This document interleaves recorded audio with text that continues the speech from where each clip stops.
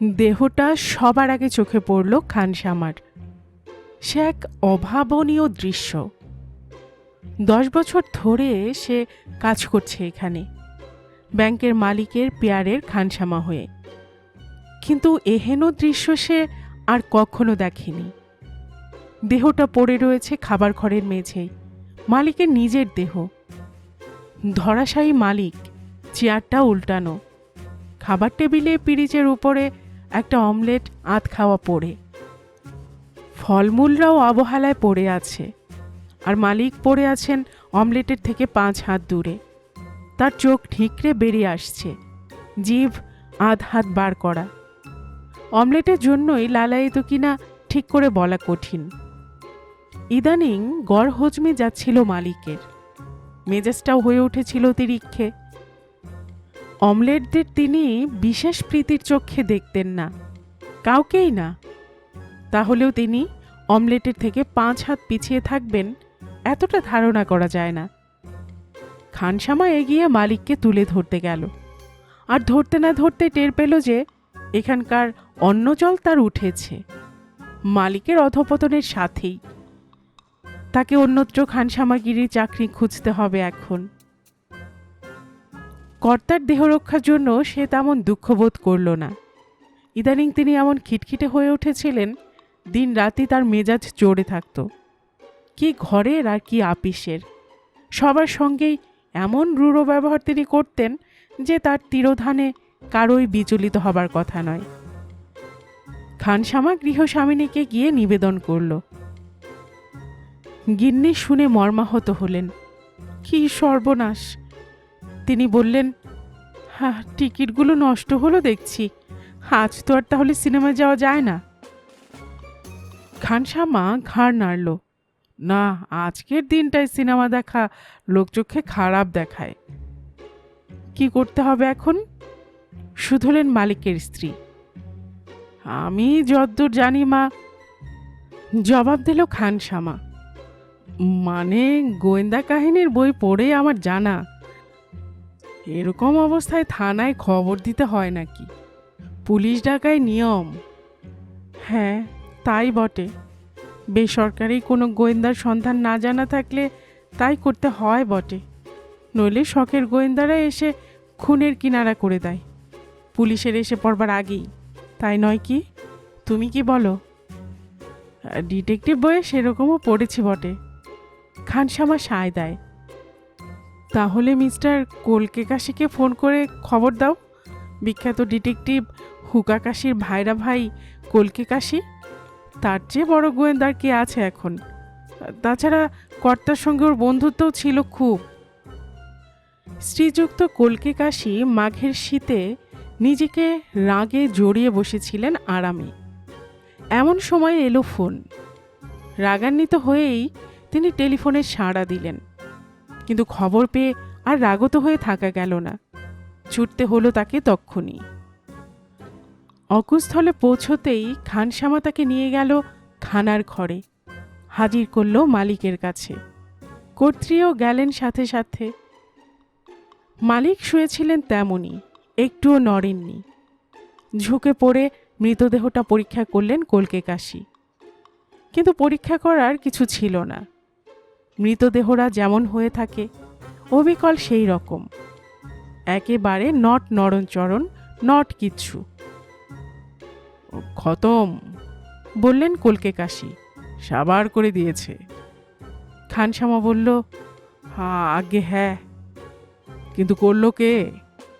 কলকেকাশি প্রথমে খানসামা, তারপরে গিন্নির মুখে তাকালেন, তারপরে কর্তার দিকে ভ্রুক্ষেপ করলেন, কিন্তু তিনজনের কেউই তার কথার জবাব দিতে পারল না। অতঃপর আবার তিনি কর্তাকে নিয়ে পড়লেন, যদি কোনো সূত্র মেলে। কর্তার বুক পকেট হাতড়ে এক টুকরো কাগজ মিলল। সেটা পড়ে তার মুখ গম্ভীর হয়ে গেল আরও। কাগজটা নিজের পকেটে পুরে তিনি উঠে দাঁড়ালেন। এবার আমি আপনাদের কয়েকটি কথা জিজ্ঞেস করব, ইচ্ছে করলে জবাব নাও দিতে পারেন। প্রথম কথা, তার কি কেউ শত্রু দাঁড়িয়েছিল ইদানিং? কর্ত্রী খানসামার দিকে তাকালেন, তারপরে বললেন, শত্রুর কোনো খবর তো কখনো শুনিনি, বরং শত্রুরের মুখে ছাই দিয়ে উনি শত্রুতা না হোক, এমনি ঝগড়া, বাধা দিয়ে বললেন কলকে কাশি। কারোর সাথে তার ঝগড়াঝাটি হতো কি আজকাল, পরিবারের মধ্যে কিংবা বাইরে? পরিবারের মধ্যে না, এ প্রশ্নের জবাব দিতে আমি রাজি নই। জানালেন মালিকের পরিবার। জি আজ্ঞে, এবার আমি তোমাকে একটা কথা শুধবো। এই বলে কলকে কাশি খানসামার দিকে ফিরলেন। আচ্ছা, বলতে পারো তুমি, সবার সঙ্গে আজকাল ওর সদ্ভাব ছিল কেমন? আত্মীয় স্বজন কি আপিসের লোক, বন্ধু বান্ধব, অধীনস্থ কর্মচারী কিংবা চাকর বাকর, সকলেই কি ওকে বেশ ভালোবাসতো, পছন্দ করতো খুব? আপনার শেষ প্রশ্নের উত্তর দিতে আমি অক্ষম, জবাব দিল খানসামা। মানে আপনার ওই চাকর বাকরের সম্পর্কেই। আর আপনার প্রশ্নের প্রথম ভাগের মানে আত্মীয় স্বজনের বিষয়ে জানাতে আমার আপত্তি আছে, জানালেন কর্ত্রী। বহুত আচ্ছা, এবার আপনাদের পাচক ঠাকুরকে ডাক দিন তো, তাকে আমি কিছু জিজ্ঞেস করতে চাই। ঠাকুরকে ডাকো, কর্ত্রী হুকুম দিলেন খানসামাকে। ঠাকুর এলো। উড়িষ্যা জাত নয়, বাঙালি ঠাকুর। ভীত ভাব এলো, খবরটা সে পেয়েছিল আগেই। এসো, ভয় নেই, একটা কি দুটো কথা শুধবো খালি তোমায়। কর্তার জলখাবার রোজকার মতো আজও কি তুমিই বানিয়েছিলে? আগে হ্যাঁ। ওই অমলেট তাহলে তোমারই তৈরি? অমলেট বানাতে রোজ যা যা মশলা দাও, আজও তাই সব দিয়েছিলে তো? রাধুনির মুখ শুকিয়ে গেল। একটু ইতস্তত করে সে জানালো, যখন কথাটা আপনি তুললেন তখন বলি, আজকের অমলেট বানাতে গিয়ে একটু গড়বড় হয়েছিল, তা সেটা আমি তখনই তারপরেই শুধরে নিয়েছি, সঙ্গে সঙ্গেই। গড়বড় কি জানতে পারি? কলকে কাশে সুদ হলেন। ডিম গোলাটায় পেঁয়াজে টমেটোর কুচি ইত্যাদি দিয়ে তারপরে নুন দিলাম। নুন দেবার পর আমার হুঁশ হলো, নুন মনে করে যে সাদা গুঁড়োটা ডিমের গোলায় দিয়েছি সেটা নুন নয়। নুনের পাত্র তাকে তোলায় রয়েছে তেমনি, আমার নজরে পড়ল তখন। বটে, ওই সাদা গুঁড়োটা তাহলে কি বস্তু? তা আমি বলতে পারবো না। রান্নাঘরে তাকে কে যে ওটাকে রেখেছিল তাও আমি জানি নে। ও জিনিস এর আগে আর কখনো আমি ওখানে দেখিনি। বুঝতে পারছি।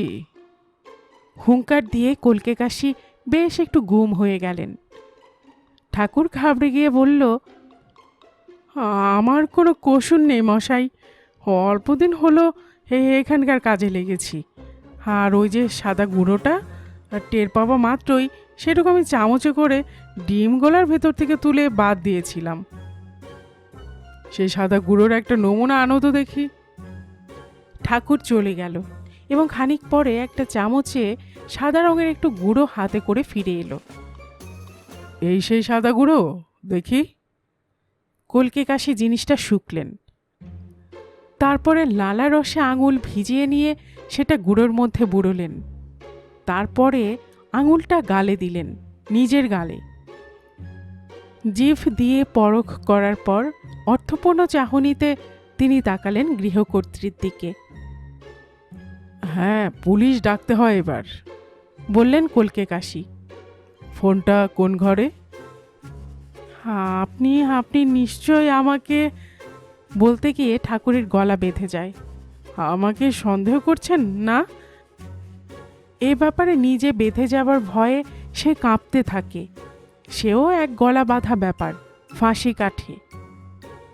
যথাসময়ে জানবে, জানালেন কলকে কাশি। এখন তুমি যেতে পারো। তারপরে খানসামাকে হুকুম করলেন, থানায় ফোন করে দাও। খানসামা চলে গেলে গৃহকর্ত্রীর দিকে তাকিয়ে তিনি হাসলেন একটু। বেশ শীত পড়েছে, হাড় কাঁপানো শীত, কি বলেন? বলতে পারিনি ঠিক, বললেন গিন্নি। তাকে বেশ ভাবিতই দেখা যায়। পুলিশ এসে পড়ল দেখতে না দেখতে। সদল বলে থানার দারোগা স্বয়ং এসেছেন। খানসামায় আগু বাড়িয়ে নিয়ে এলো তাদের।